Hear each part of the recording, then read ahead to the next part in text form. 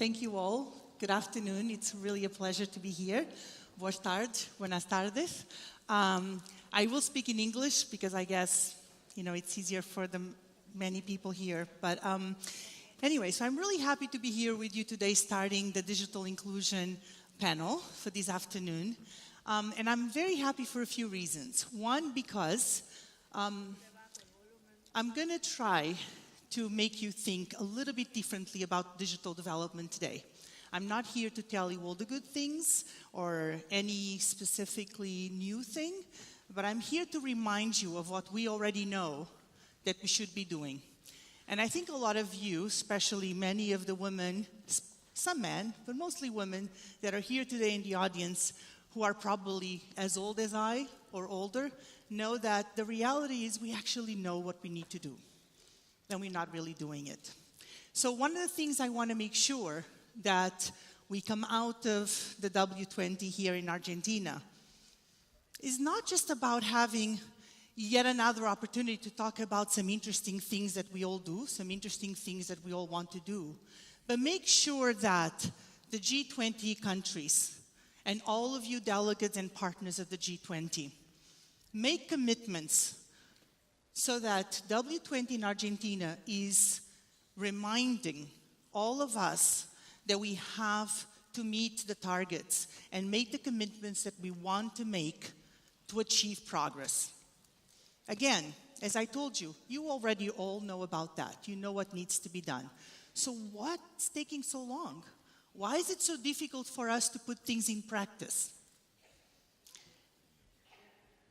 For me, what's interesting about this particular summit and what's very unique is that digital inclusion, which is an area that I work for quite a few years, it's become not just center stage, but I hope that you can all understand that the possibilities of digital development are so important that can be key to advance every single of your agendas, being agendas in agriculture, in health, in education, in access to information, your agendas to make sure that your politicians bring everyone, all women and girls, to civic participation, and that women have a voice in democratic participation. And all of that we can do with the support of digital technology. That's why digital development is so important. It's not simply because access to the internet, which, yes, I must admit, I love it. It's super cool and we can do a lot of wonderful things and really powerful things. But it's really beyond just the immediate. It's about the transformational opportunity that it can bring to everyone, to all women of all walks of life.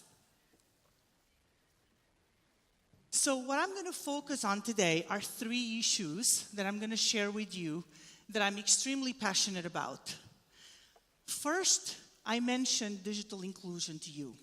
What I'm really passionate about is digital equality, and I'll tell you why. Digital inclusion is a concept where everyone can be included, but not everybody may experience or have the agency and determination to take full opportunity that that particular inclusion brings to you. So we need to make sure that not only we have access to the technology, access to the services, access to the internet, but also we use it in a meaningful way, in a way that is empowering, that gives us voice, that we can innovate, that we can be creative, we can produce, become business women and girls, but have a voice and be active citizens. But again, access to the internet, let's not forget, it's the basic start. If you don't have access to the internet nowadays, you really don't have access to a lot, and you are primarily excluded. Our colleague Claire might share during the panel from the GSMA some of the most recent statistics on the digital gender gap. I don't know if all of you know, it's quite starking, and what's worrying is actually it's increasing. So instead of doing better, we're actually doing worse. All of us in this room probably have a smartphone or an iPad or something, and we are the privileged. The majority of the women in the world don't have access to a basic device because of the cost of that device, and more so, they don't have access to the incomes because of the persistent income gaps that exist in all societies, to then be able to continue having access to the data plans that allow them to have access to information and all the possibilities that being online and being connected in the digital space can bring to women and girls. So access to affordable internet, which is where I spend a lot of my time and energy on, it's absolutely critical.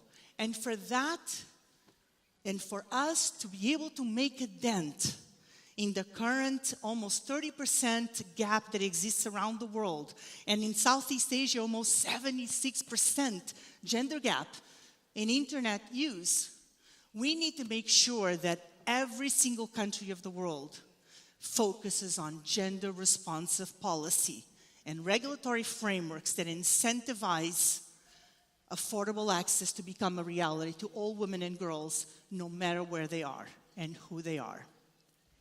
Second,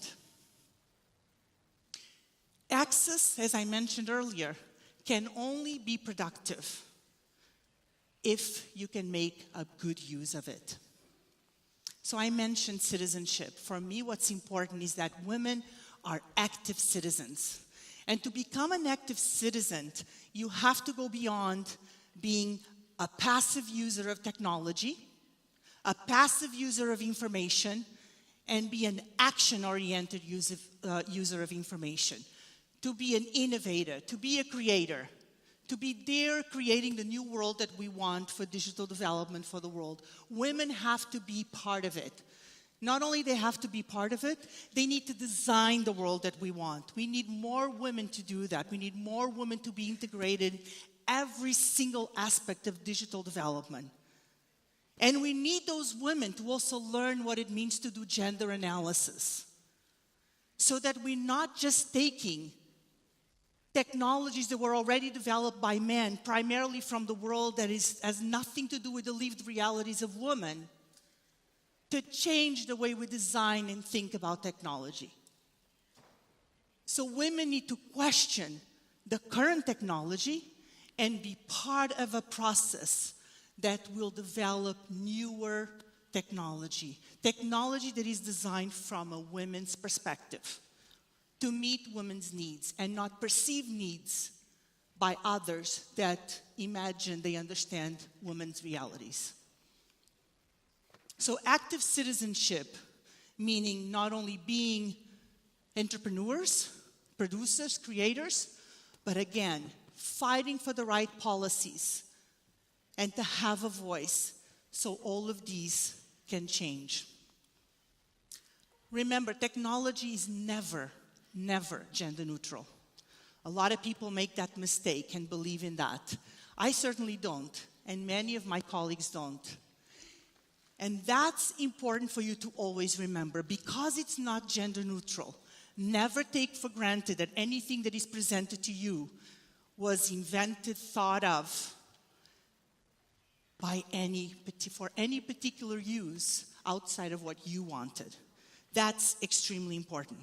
So again, including women in those processes of thinking of technology is critical.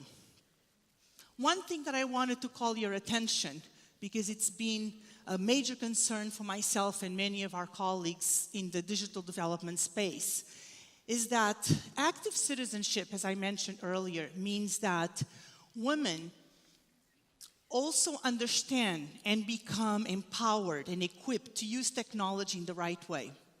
And to use technology in the right way, when we hear about digital skills, which is wonderful, let's invest in digital skills, programs, it's the easy, fast approach to do things. What we always say is that, yes, that's a great thing to do. But let's not forget that digital skills require that women can use technology, but they can also be smart users of technology.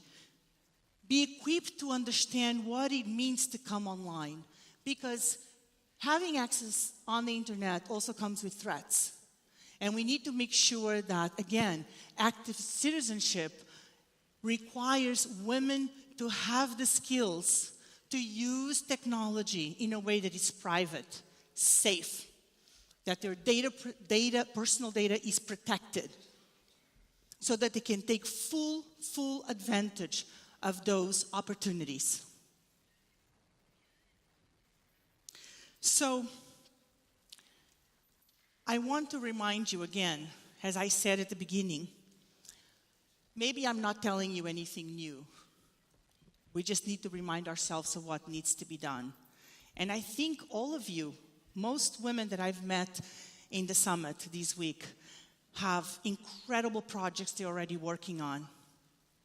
Make sure that every single thing that you do as a government representative, as a policymaker, as a grassroots organizer, as a teacher, as a health worker, as a rural woman who's working in many different aspects, if you're working on labor rights, that gender perspective, just as in technology for us, that gender perspective is core and center stage of everything that you do. If you don't have that, we're really not going to go that far. And that's sad, because with all this energy in this room, it would be really sad for us to come back a year or go to Japan a year from now and see no progress. Because the reality is, and I'm very sorry to tell you, there's not much progress from last year or 2 years ago or 3 years ago.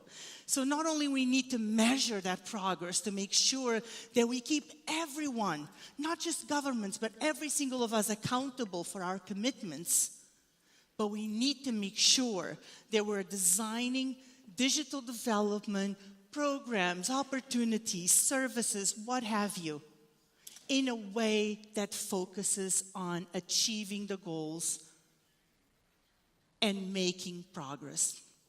If we don't do that, we are all kidding ourselves. And certainly, with this energy in this room, I don't think you want to kid ourselves.